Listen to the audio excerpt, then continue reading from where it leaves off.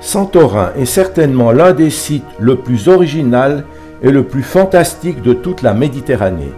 Cette île est en effet perchée sur un ancien volcan.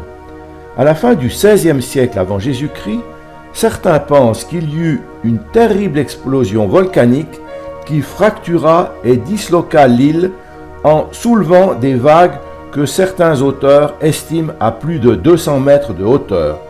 Ce fut la fin de la civilisation minoenne.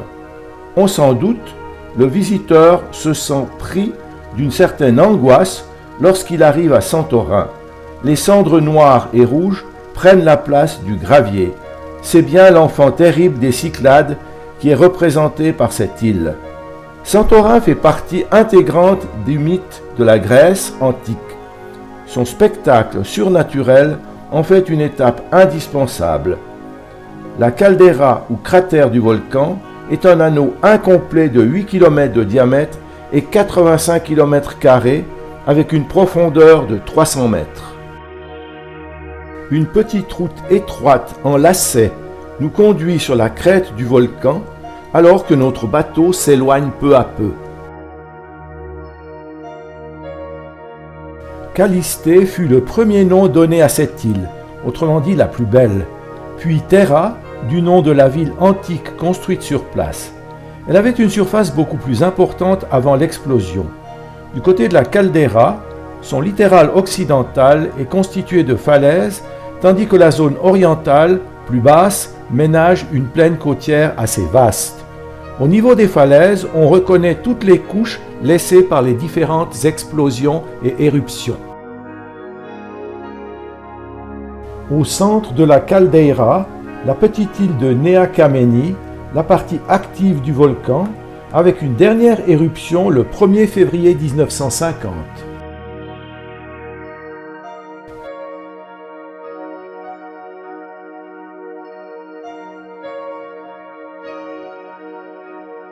Akrotiri, centre archéologique remarquablement conservé, est une cité fondée par les colons crétois de la civilisation minoïenne.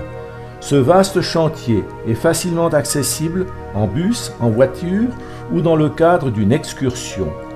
Aujourd'hui protégées par des toits en tôle ondulée, les ruines furent recouvertes pendant 3400 ans d'une épaisse couche de lave ensevelie lors de l'éruption du XVIe siècle avant Jésus-Christ. Puis, ravagée par les différents séismes, la cité ne revit le jour qu'au XVIIe siècle, alors qu'on exploitait la pierre ponce qui devait servir à la reconstruction du canal de Suez.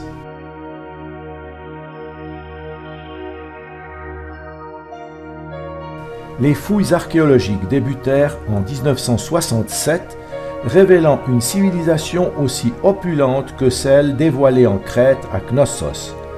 Parmi les œuvres exhumées, citons celles exposées au musée d'Athènes en attendant de revenir dans l'île.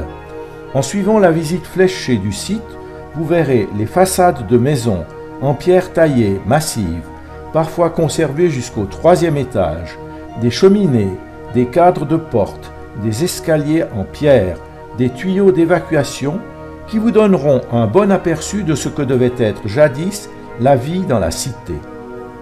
Nombre d'archéologues grecs admettent que le système de chauffage ici présent était plus efficace que celui de certains logements modernes. Admirez encore les énormes meules à grains et la vaisselle décorée de la maison des dames.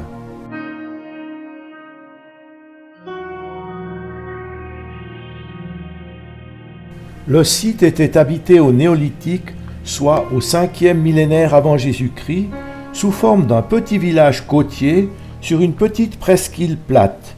Vers 3000 ans avant Jésus-Christ, la population s'accroît énormément à regarder son cimetière creusé dans la roche volcanique. Vers 2500 ans avant Jésus-Christ, on trouve des traces de métallurgie. C'est vers 2000 ans avant Jésus-Christ que la ville atteint son apogée. Des mines de cuivre découvertes à Chypre, île voisine, vont permettre le développement d'un âge du bronze.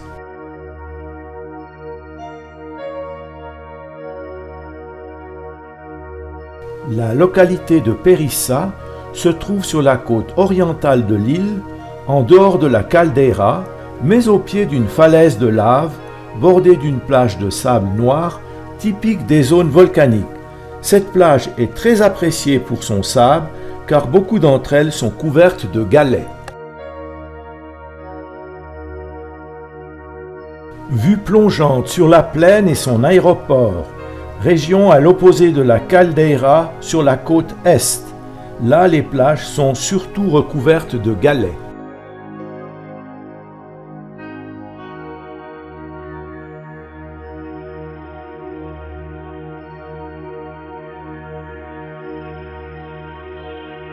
Pyrgos, village de 900 habitants aujourd'hui, fut sous l'ère vénitienne la capitale de l'île.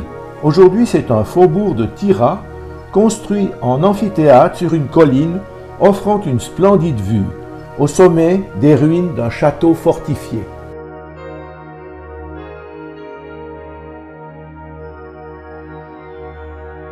Les plantations que nous voyons devant nous sont de la vigne, cultivée depuis 3500 ans par les Grecs, un terroir volcanique excellent.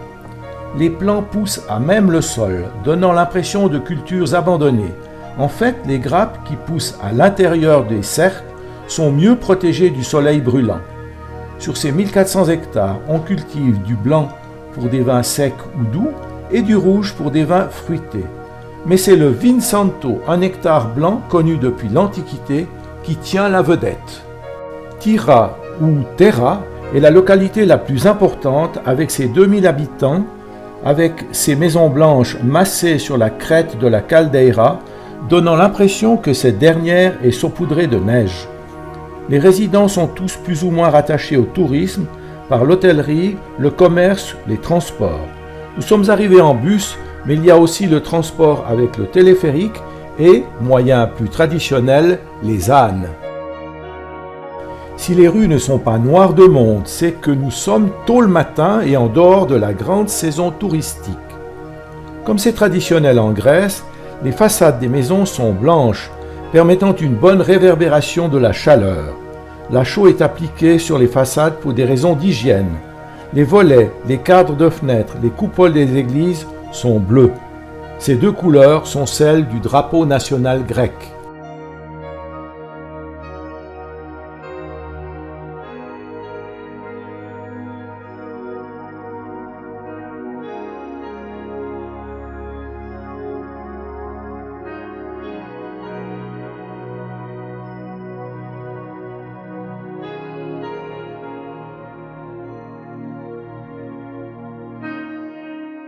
En bordure de route, le talus est en couche stratifiée de couleur anthracite ou bien rouge contenant de l'oxyde de fer.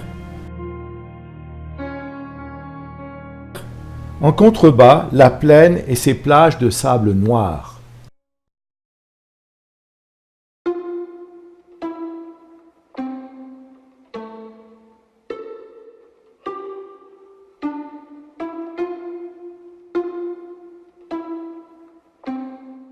Oia est le plus beau village de l'île, avec ses ruelles pittoresques flanquées de nombreux bars, restaurants et commerces.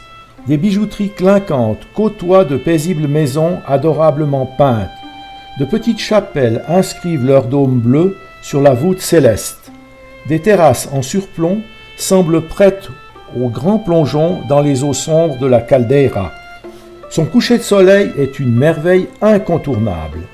Dès 1850, Ia fut une ville prospère avec ses 130 navires à voile commerçant dans toute la Méditerranée. Les marins logeaient dans des sites troglodytes, tandis que les gens d'un rang social plus élevé se faisaient construire leur demeure sur le haut de la falaise. La baisse des réserves halieutiques, les guerres mondiales, le tremblement de terre de 1956 eurent raison de cette économie qui réduisit la population de 2500 à 300 âmes. Aujourd'hui, grâce au tourisme, les affaires ont repris. Mais de cette période, il reste surtout 2 rampes d'escalier sur 100 mètres rejoignant les 2 ports et un mini-trafic entre les îles proches.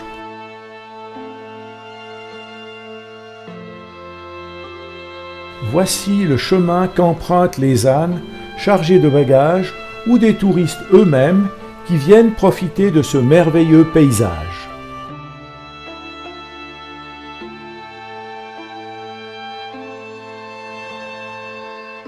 L'histoire de cette localité est cependant probablement bien plus ancienne que l'année 1480, où l'on sait qu'un château gardait le pays, château de Saint-Nicolas, un pays très convoité par les pirates, mais aussi par les puissances environnantes. Cet édifice ne résista pas au séisme de 1956.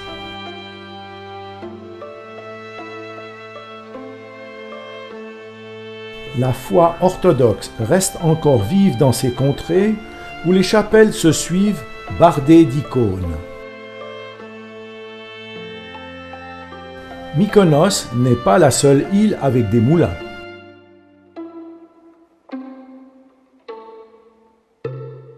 Ainsi donc, pour attirer les touristes, il y a les bazars,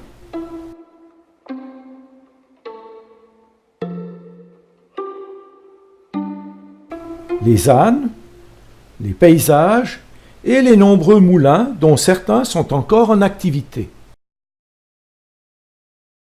Retour à Tira pour la suite de la visite et du temps libre. Malgré le mercantilisme touristique, la vieille ville de Tira, bâtie sur la corniche de la falaise, n'a rien perdu de son aura quasi surnaturelle. En se promenant dans les rues pittoresques le long de la caldeira, on découvre des vues saisissantes des falaises aux strates multicolores de lave et de pierre ponce.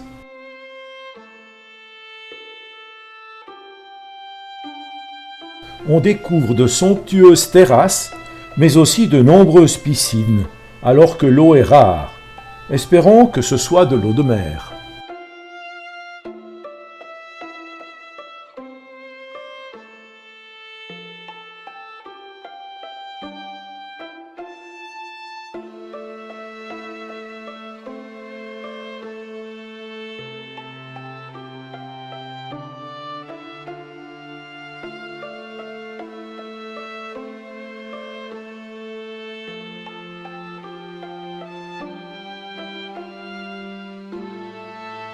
Pour certains croisiéristes, c'est déjà le moment de quitter l'île. Sur le chemin de la descente, les touristes sont plutôt à pied et les ânes libérés de leur charge, cherchant l'ombre de la végétation. Les premières chaloupes rejoignent le Costa Romantica.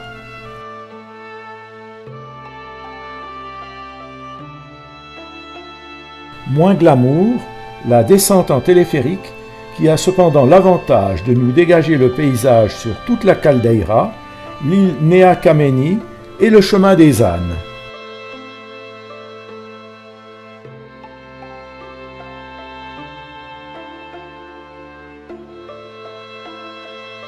Si les bateaux de croisière sont obligés de débarquer leur contingent de passagers avec des chaloupes, les ferrys abordent le rivage. Avant de quitter l'île, le capitaine du bateau nous offre une tournée de la caldeira, nous présentant successivement Tira, Ya, les autres îles du cercle et la petite île volcanique Nea Kameni. Calons-nous dans notre transat pour écouter la musique et jouir du spectacle.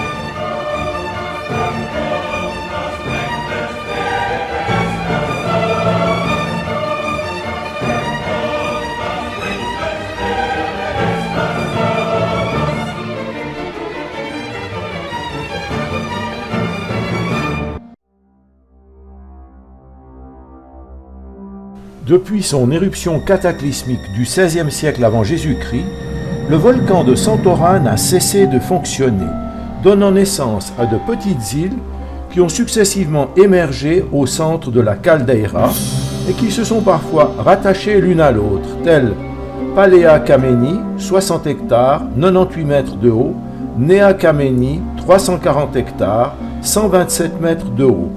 La dernière éruption date de 1950. Actuellement, seuls quelques fumerolles à 100 degrés font la joie des touristes et des baigneurs grâce aux sources chaudes dans la mer. Si aujourd'hui la situation semble relativement calme, qu'en sera-t-il demain?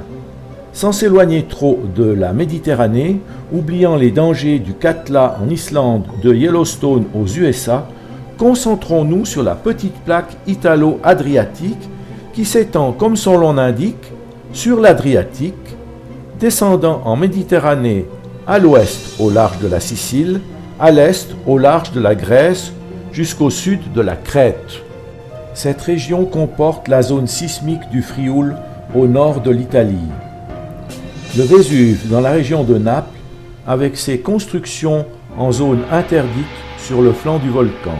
On a oublié la catastrophe de Pompéi et d'Herculanum. Le Stromboli dans les îles éoliennes, lui qui crache à intervalles plus ou moins réguliers, sans discontinuité depuis longtemps. Les autres volcans des îles éoliennes, Lipari, etc., moins actifs que le Stromboli, mais avec des solfatares et des fumerolles. L'Etna, qui a déjà bien fait parler de lui au siècle dernier. Pantelleria, île du détroit de Sicile proche de la Tunisie, avec actuellement des activités uniquement sous-marines. Et pour finir, le volcan de Santorin.